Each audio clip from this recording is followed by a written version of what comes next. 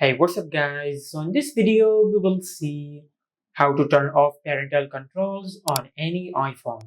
Now to turn off parental controls on your iPhone, you must know the passcode of the parental controls, and it is different from your lock screen passcode. Now once you get the password of the parental controls, just open settings, then go to screen time. From here, you will find the option of content and privacy restrictions.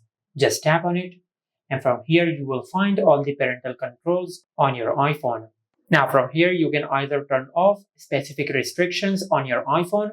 For an example, if you select iTunes and App Store purchases, from here, you can turn off the restriction on installing apps. Now, as you can see, it is asking you to enter the passcode of the parental controls.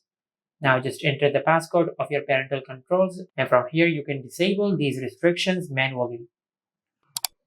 Or you can disable the toggle for content and privacy restrictions, and it will disable parental controls on your iPhone.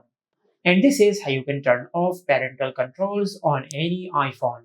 Make sure to like, comment, and subscribe. Thank you for watching.